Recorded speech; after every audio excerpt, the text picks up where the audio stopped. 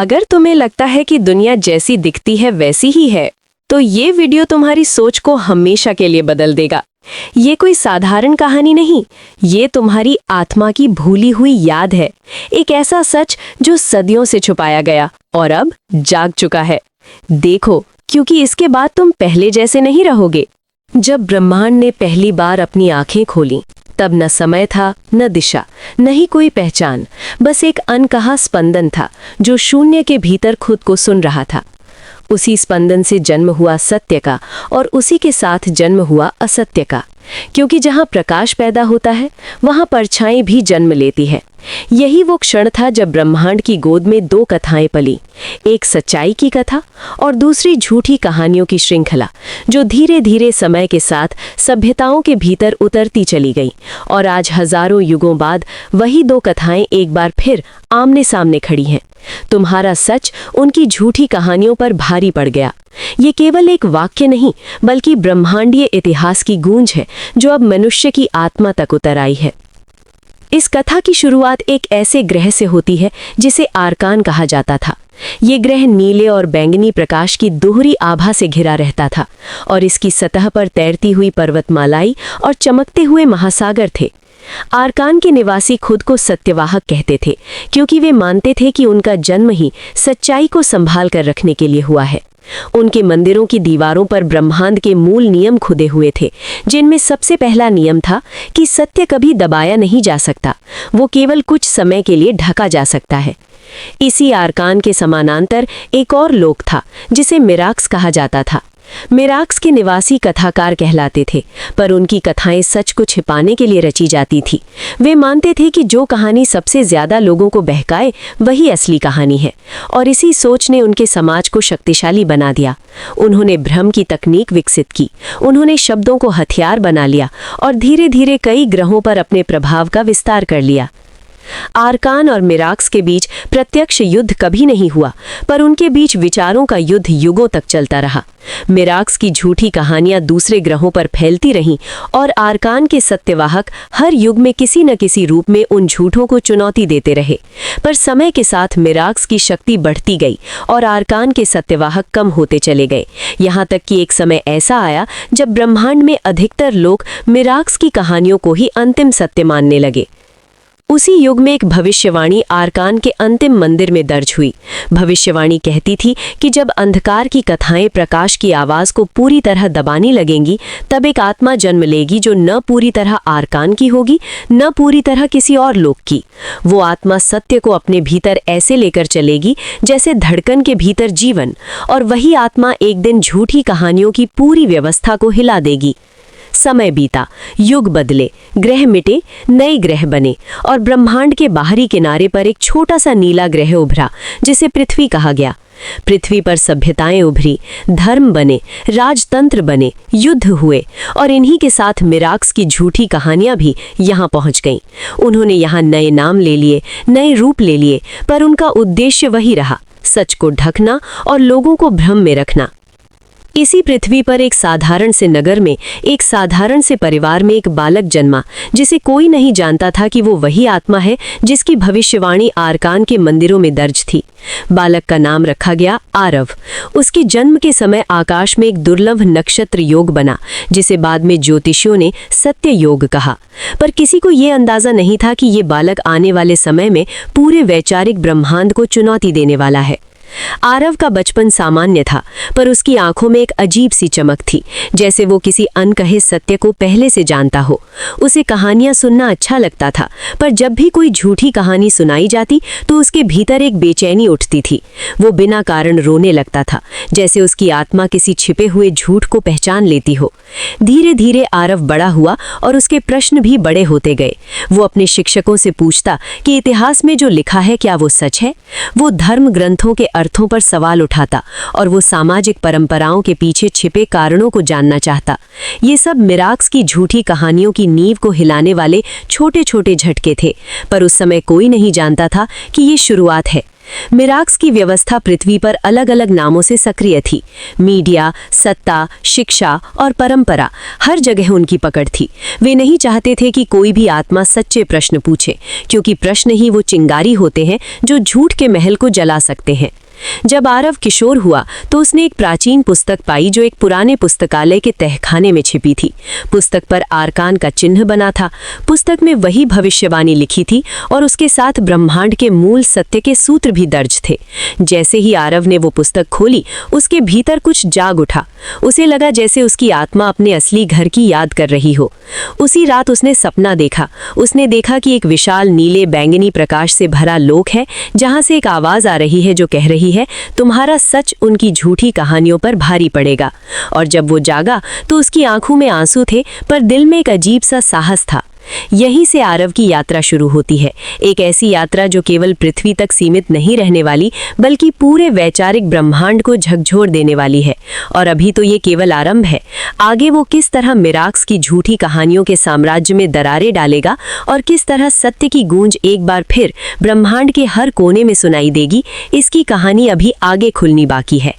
आरव के भीतर जो कुछ जाग चुका था, वो अब केवल एक निजी अनुभूति नहीं रहा था। वो धीरे धीरे उसके शब्दों में उतरने लगा था। वो जहां भी जाता अपने प्रश्नों से लोगों को असहज कर देता था। वो मंचों पर खड़ा होकर कहता कि जो हम पीढ़ियों से सुनते आए हैं, क्या वो सच में सत्य है या केवल ऐसी कहानियां हैं जो हमें नियंत्रित रखने के लिए रची गई हैं। उसके ये वाक्य मिराक्स की व्यवस्था के लिए खतरे की घंटी थे, क्योंकि ये पहली बार था कि कोई व्यक्ति उनकी गढ़ी हुई कथाओं को खुलकर चुनौती दे रहा था। धीरे धीरे उसके आसपास कुछ ऐसे लोग इकट्ठा होने लगे जिन्हें वही बेचैनी महसूस होती थी जो कभी उसके भीतर जागी थी। वे खुद को जागृत कहने लगे और रातों को एक पुराने सभागार में मिलकर उन पुस्तकों और ग्रंथों का अध्ययन करते जो मुख्य धारा से गायब कर दिए गए थे। वे देखते कि इतिहास के कई हिस्से काट दिए गए हैं, कि धर्म के कई अर्थ बदले गए हैं और कि समाज की कई परंपराएं केवल डर के सहारे टिकी हुई हैं। मिराक्स के कथाकारों को अब यकीन हो गया था कि भविष्यवाणी सक्रिय हो चुकी है और उन्होंने आरव को रोकने के लिए अपनी सबसे बड़ी रणनीति शुरू की। उन्होंने झूठी खबरें फैलाईं, उन्होंने उसके शब्दों को तोड़ मरोड़ कर लोगों तक पहुंचाया, उन्होंने उसे भ्रमित करने वाला कहकर बदनाम किया और धीरे धीरे उसके खिलाफ एक अदृश्य दीवार खड़ी कर दी। पर हर झूठ के साथ आरव का सच और तेज चमकने लगा, क्योंकि जो लोग उसकी बातों को सच में सुनते थे, उनके भीतर भी वही चिंगारी जल उठती थी। और मिराक्स की सबसे बड़ी कमजोरी यही थी कि वे सत्य की चिंगारी को पूरी तरह बुझा नहीं सकते थे। एक रात जब आरव और उसके साथी अध्ययन कर रहे थे, तभी सभागार की दीवार पर आरकान का वही नीला बैंगनी चिन्ह उभरा जिसे उसने पहली बार अपनी पुस्तक पर देखा था, और उसी प्रकाश से एक होलोग्राफिक आकृति प्रकट हुई। वो आरकान के अंतिम सत्यवाहक की चेतना थी, जो समय की सीमाओं से परे सुरक्षित रखी गई थी। उसने कहा कि अब समय आ गया है कि आरव को वो ज्ञान दिया जाए जो केवल चुनी हुई आत्माओं को मिलता है। उस चेतना ने उन्हें ब्रह्मांड के 3 स्तरों के बारे में बताया। पहला भौतिक लोक, दूसरा वैचारिक लोक और तीसरा सत्य लोक, जहां हर आत्मा की असली स्मृति सुरक्षित रहती है। मिराक्स ने वैचारिक लोक पर कब्जा कर रखा था और वहीं से वे भौतिक लोक की सभ्यताओं को नियंत्रित करते थे, पर सत्य लोक तक उनकी पहुंच नहीं थी और वहीं से सच्चाई की असली शक्ति आती थी। आरव को बताया गया कि उसकी आत्मा सत्य लोक से सीधे जुड़ी है, इसलिए उसके शब्दों में वो कंपन है जो झूठ की परतों को हिला देता है। पर इस शक्ति को पूरी तरह जगाने के लिए उसे एक यात्रा करनी होगी, एक ऐसी यात्रा जो केवल स्थानों की नहीं बल्कि चेतना की भी होगी। यही वो क्षण था जब आरव ने अपने जीवन का सबसे कठिन निर्णय लिए। उसने अपने आरामदायक जीवन को छोड़ दिया और उन स्थानों की ओर निकल पड़ा जहां मिराक्स की कहानियों का सबसे गहरा प्रभाव था। उसकी टोली अब छोटी नहीं रही थी, अब हजारों लोग उसकी बातों से जुड़ चुके थे, पर यह भी सच था कि उसके हर कदम पर निगाह रखी जा रही थी। मिराक्स के कथाकारों ने अब अपनी अंतिम चालों की तैयारी शुरू कर दी थी। वो जानते थे कि यदि आरव सत्यलोक की स्मृति को पूरी तरह जगा लेगा तो उनकी सदियों पुरानी व्यवस्था ढह जाएगी, और इसी डर से उन्होंने एक ऐसा भ्रम रचा जो पूरे समाज को उसके खिलाफ खड़ा कर सकता था। आरव की यात्रा के दौरान कई बार ऐसा हुआ जब उसके अपने ही लोग डर कर पीछे हट गए। कई ने कहा कि शायद वो सच में भ्रम फैला रहा है, क्योंकि मिराक्स की कहानियों का असर इतना गहरा था कि सच की रोशनी भी कई बार धुंधली पड़ जाती थी। पर आरव रुका नहीं, क्योंकि अब ये केवल उसकी व्यक्तिगत यात्रा नहीं रही थी, बल्कि उन अनगिनत आत्माओं की यात्रा बन चुकी थी जो भीतर ही भीतर आज़ादी चाहती थीं। एक रात जब वो एक वीरान पर्वतीय क्षेत्र में पहुंचा तो आकाश में वही सत्ययोग फिर से बना और उसे ऐसा लगा जैसे पूरा ब्रह्मांड उसे देख रहा हो। और उसी रात उसे सत्यलोक की पहली झलक मिली। उसने ध्यान में देखा कि असंख्य आत्माएं नीले प्रकाश में तैर रही हैं और हर आत्मा के भीतर एक कहानी है जो कभी झूठ से ढकी गई थी। यहीं से आरव की चेतना का दूसरा स्थल खुला और अब उसकी आवाज केवल शब्द नहीं रही बल्कि कंपन बन गई। और ये कंपन मिराक्स की झूठी कहानियों के महलों में दरारें डालने लगा। पर असली टकराव अभी बाकी था, क्योंकि मिराक्स ने भी अपनी सबसे शक्तिशाली कथा को जगाने की तैयारी कर ली थी। आरव की चेतना जब दूसरे स्तर पर खुल चुकी थी, तब उसके शब्द अब केवल विचार नहीं रहे थे, वे तरंगे बन चुकी थीं, जो लोगों के भीतर छिपी स्मृतियों को छूने लगी थीं। जहां वो बोलता, वहां लोग अपने बचपन की उन भूली हुई सच्चाइयों को याद करने लगते थे, जिन्हें कभी डर या परंपरा के नाम पर दबा दिया गया था। ये वही स्मृतियां थीं जिनसे मिराक्स सबसे अधिक डरता था, क्योंकि इन्हीं में आजादी की पहली सांस छिपी होती है। मिराक्स के कथाकारों ने अब अपनी सबसे प्राचीन और शक्तिशाली कथा को सक्रिय किया, जिसे अंतिम व्यवस्था कहा जाता था। ये एक ऐसी झूठी महागाथा थी जो समाज को ये यकीन दिलाती थी कि जो है वही अंतिम सत्य है और उससे बाहर कुछ भी सोचना ही विनाश है। इस कथा को फैलाने के लिए उन्होंने हर माध्यम का इस्तेमाल किया। उन्होंने सपनों तक में अपने संदेश भेजे, उन्होंने बच्चों की कहानियों में अपने भय बोए और उन्होंने इतिहास की किताबों में नए अध्याय जोड़ दिए। धीरे धीरे आरव के खिलाफ माहौल इतना भारी कर दिया गया कि जिन नगरों में कभी उसके नाम पर दीप जलते थे, वहां अब उसके पुतले जलाए जाने लगे। पर यही वो क्षण था जब भविष्यवाणी का दूसरा भाग सक्रिय हुआ, क्योंकि जैसे जैसे झूठ का शोर बढ़ता गया, वैसे वैसे उन आत्माओं की संख्या भी बढ़ती गई जो भीतर से जागने लगी थीं। आरव ने तब अपने साथियों को सत्यलोक के ध्यान की विधि सिखानी शुरू की। वो उन्हें सिखाता कि कैसे अपनी सांसों के भीतर छिपे कंपन को पहचानना है, कैसे अपने विचारों के पीछे छिपे डर को देखना है और कैसे उन कथाओं को अलग करना है जो उन्हें नियंत्रित करने के लिए दी गई हैं और उन सत्यों से जो उन्हें मुक्त कर सकते हैं। ये एक शांत क्रांति थी जो किसी हथियार से नहीं बल्कि चेतना से लड़ी जा रही थी। मिराक्स ने पहली बार महसूस किया कि उनकी सत्ता सच में हिल रही है, क्योंकि उनके अपने कथाकारों के भीतर भी संदेह की दरारें बनने लगी थीं। कुछ कथाकार रातों को अपने ही झूठ से डर कर जागने लगे। उन्हें सपनों में वही नीला बैंगनी प्रकाश दिखने लगा जो कभी आरकान का चिन्ह था, और ये उनके लिए सबसे बड़ा संकेत था कि सत्यलोक की तरंगे उनके गढ़ में भी प्रवेश कर चुकी हैं।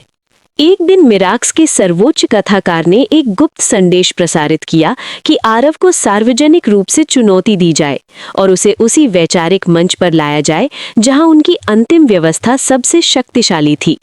ये मंच केवल एक स्थान नहीं बल्कि करोड़ों लोगों की सामूहिक चेतना का केंद्र था।